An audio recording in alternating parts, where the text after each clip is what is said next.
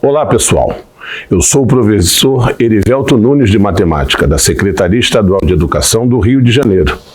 E na aula de hoje apresentarei os conceitos de ângulos formados por duas retas paralelas e uma transversal. Falarei também sobre triângulos semelhantes, falarei sobre as relações métricas do triângulo retângulo e sobre o Teorema de Pitágoras e suas aplicações.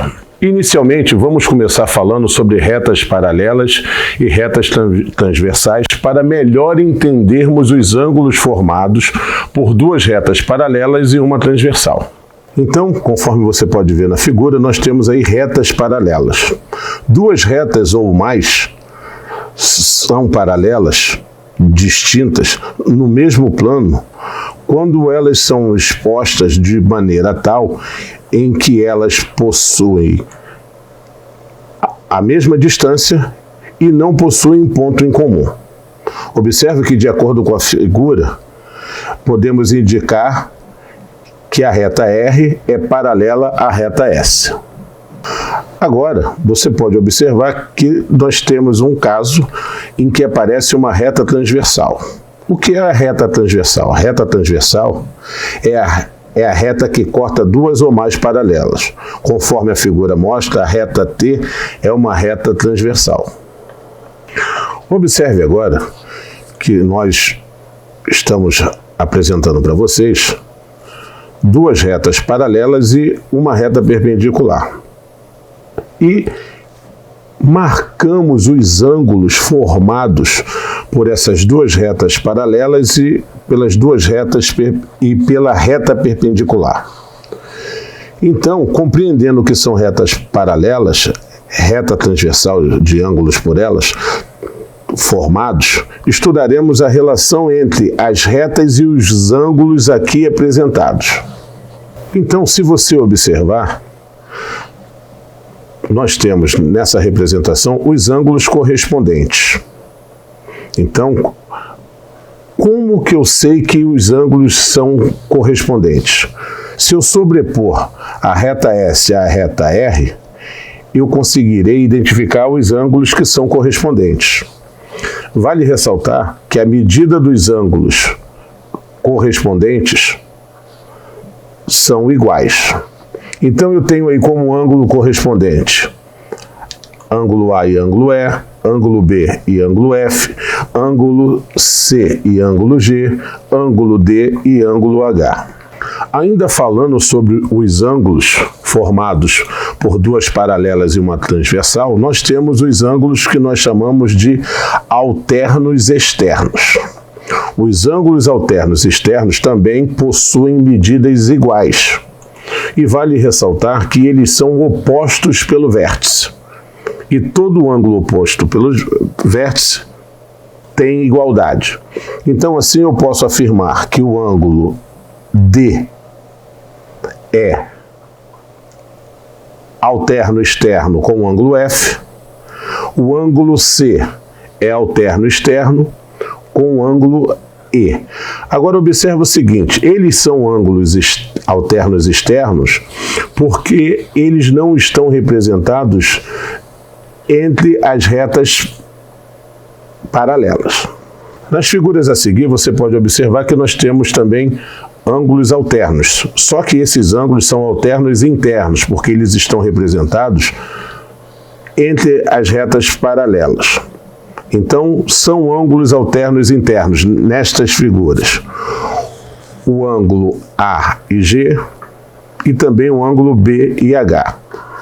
Agora nós temos o que chamamos de ângulos colaterais. Sempre que você ouvir falar em ângulos colaterais, cor, mesma, laterais, lado. Então, são ângulos que estão de um mesmo lado. Os ângulos colaterais, eles são ângulos suplementares, que significa dizer que a soma de dois ângulos colaterais é igual a 180 graus. Na figura, nós temos que os ângulos colaterais, neste caso aqui, são externos. Então, eu posso dizer que o ângulo C e F são colaterais externos e que também o ângulo D e o ângulo E são colaterais externos.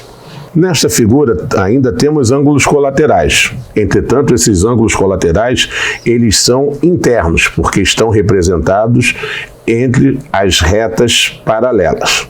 Então eu tenho que o ângulo B e o ângulo G são colaterais internos e que o ângulo A e o ângulo H também são ângulos colaterais internos.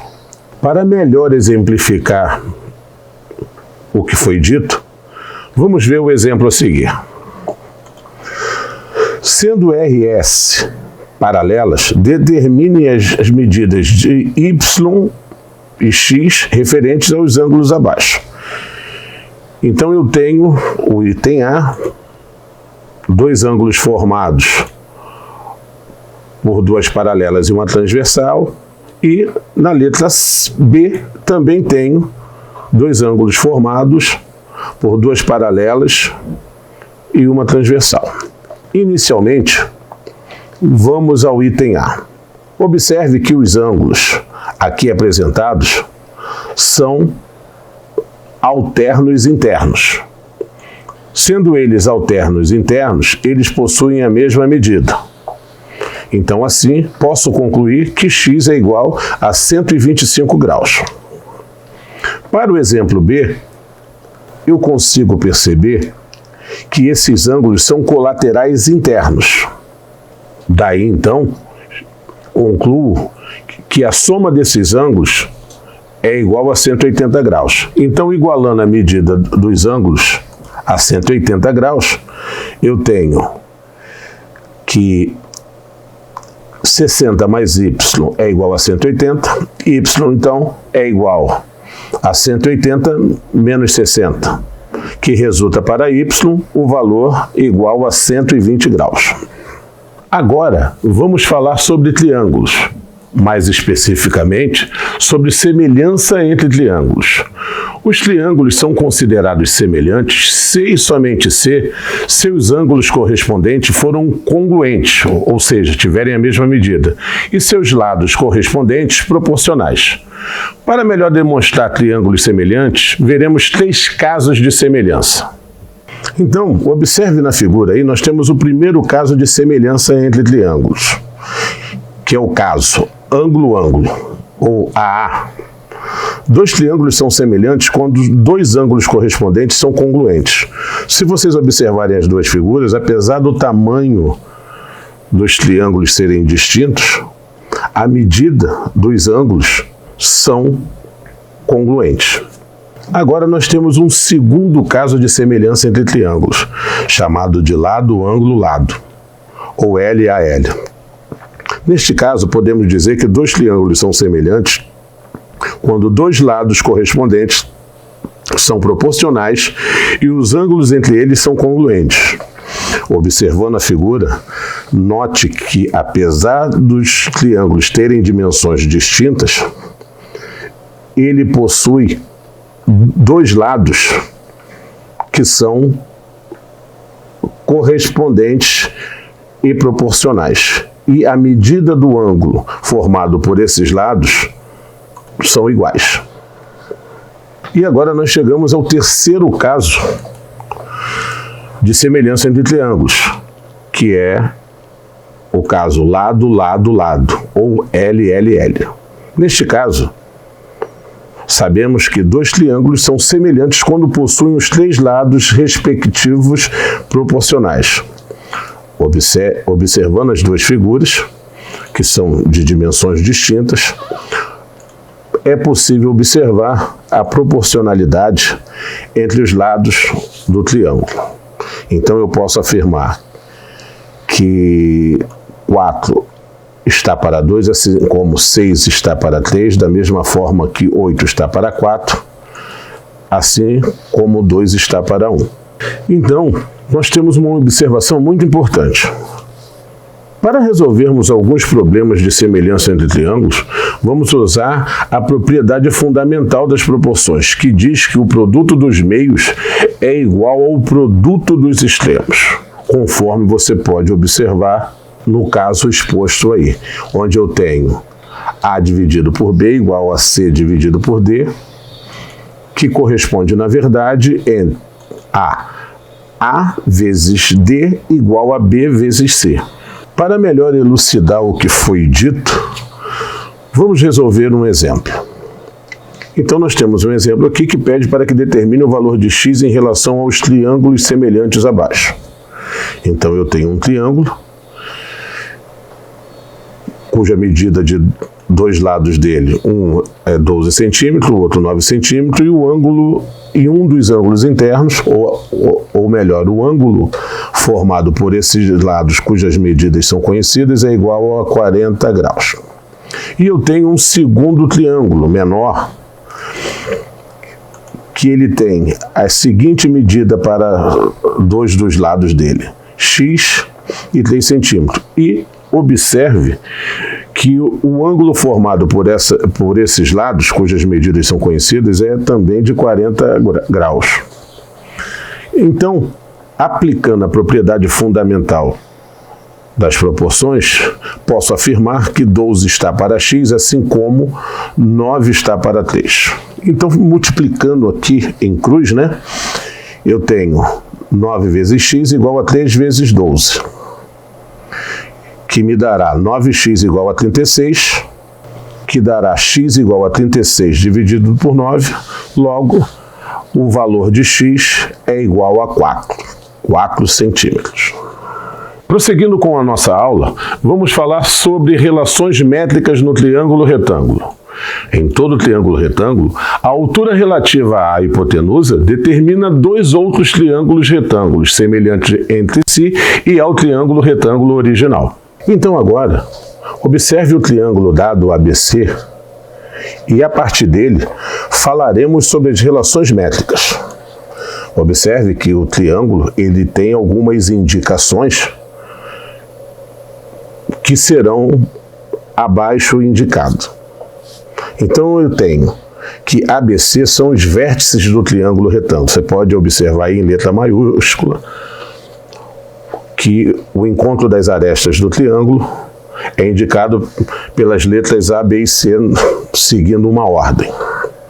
E que A, B e C, minúsculo, são os lados do triângulo retângulo, onde afirmo que A é a hipotenusa, B e C são os catetos. Importante ressaltar que a hipotenusa é sempre o lado de maior medida do triângulo retângulo e que também a hipotenusa estará sempre situada do lado oposto ao ângulo reto formado pelos catetos. E eu tenho também M e N, que são as projeções dos catetos B e C, respectivamente, sobre a hipotenusa. E que H, ou AH, representa a altura relativa à hipotenusa. Então agora vamos ver as relações métricas no triângulo retângulo. A primeira relação diz que o quadrado da medida do cateto é igual ao produto da medida da hipotenusa pela medida da projeção do cateto em questão. Isso quer dizer que B ao quadrado é igual a A vezes M e que C ao quadrado é igual a A vezes N. Na segunda relação, é possível afirmar que o quadrado da medida da altura relativa à hipotenusa é igual ao produto das medidas das projeções dos catetos sobre a hipotenusa. Assim, temos que H ao quadrado é igual a M vezes N. E uma terceira relação, que diz que o produto da medida da altura relativa à hipotenusa pela medida da hipotenusa é igual ao produto das medidas dos catetos. Assim, temos que H vezes A é igual a B vezes C. Para melhor elucidar, observe o exemplo. Determine o valor de x no triângulo dado. Observe que eu tenho um triângulo retângulo, eu tenho um cateto que vale x e tenho as projeções, uma medindo 8 e a outra 10. Então, para determinar o valor de x, eu posso usar a relação c ao quadrado igual a a vezes n. Sendo assim, irei chamar c de x E para determinar o valor de A, estou somando as medidas de M e N. Assim, A será igual a 18 e N igual a 8. Logo, terei x ao quadrado igual a 18 vezes 8, x ao quadrado é igual a 144, x é igual a raiz de 144. Logo, x é igual a 12. Então, vamos ver mais um exemplo, já que dá tempo. Determine o valor da altura H no triângulo dado, sabendo que a hipotenusa mede 25. Observe a figura e veja a disposição dos valores nela indicado. De acordo com a disposição dos valores, eu consigo identificar que eu tenho a medida dos catetos, preciso identificar a altura e é conhecido o valor da hipotenusa. Sendo assim, poderei utilizar a relação que diz que o produto entre a altura e a hipotenusa é igual ao produto dos catetos. Assim eu tenho H vezes A igual a B vezes C, que irá dar H vezes 25 igual a 15 vezes 20.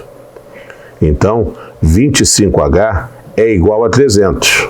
H, então, será igual a 300 dividido por 25. Logo, H igual a 12, ou seja, a altura do triângulo em questão é igual a 12. Vejamos agora a principal propriedade do triângulo retângulo, que é o Teorema de Pitágoras e suas aplicações. Em qualquer triângulo retângulo, o quadrado da medida da hipotenusa é igual à soma das medidas dos quadrados dos catetos, conforme você pode observar nesta figura, onde A é a hipotenusa, B e C representam os catetos. Vamos ver algumas aplicações agora do Teorema de Pitágoras.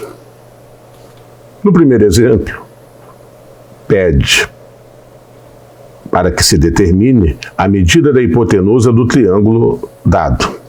Então, observe que temos um triângulo retângulo e que a medida dos catetos são conhecidas e a medida da hipotenusa desconhecida. Então, o problema proposto é um caso clássico da aplicação do Teorema de Pitágoras. Então, teremos A ao quadrado igual a B ao quadrado mais C ao quadrado, que equivale, na verdade, a A ao quadrado igual a 20 ao quadrado mais 21 ao quadrado. A ao quadrado é igual a 400 mais 441. A ao quadrado igual a 841. Calculando a raiz quadrada de 841, chegamos à conclusão de que A é igual a 29, ou seja, a hipotenusa mede 29. Vamos agora a mais um exemplo, mas dentro de uma ideia de uma aplicação prática do Teorema de Pitágoras. O problema proposto diz que Carla, ao procurar seu gatinho, o avistou em cima de uma árvore. Ela então pediu ajuda à sua mãe e colocaram uma escada junto à árvore para ajudar o gato a descer. Sabendo que o gato estava a 8 metros do chão e a base da escada estava posicionada a 6 metros da árvore, qual o comprimento da escada utilizada para salvar o gatinho? Bem, observe que a altura em que o gato está e a distância que a base da escada foi posicionada formam um ângulo reto, ou seja, um ângulo de 90 graus. Como a escada está posicionada do lado oposto ao ângulo reto, então seu comprimento corresponde à hipotenusa do triângulo retângulo. Desta forma, aplicando os valores dados ao Teorema de Pitágoras, descobrimos o valor da hipotenusa. Então, assim temos A ao quadrado igual a B ao quadrado mais C ao quadrado, que é igual a A ao quadrado, que é igual a 8 ao quadrado mais 6 ao quadrado. A ao quadrado é igual a 64 mais 36, onde A ao quadrado é igual a 100. Determinando a raiz quadrada de 100, chegamos à conclusão de que A vale 10. Portanto, A escada tem comprimento de 10 metros. E assim, chegamos ao final de mais uma videoaula. Aproveite os conteúdos aqui abordados e faça um resumo do material. Mas não deixe de compartilhar o seu conhecimento com seus colegas. Um grande abraço e até a próxima!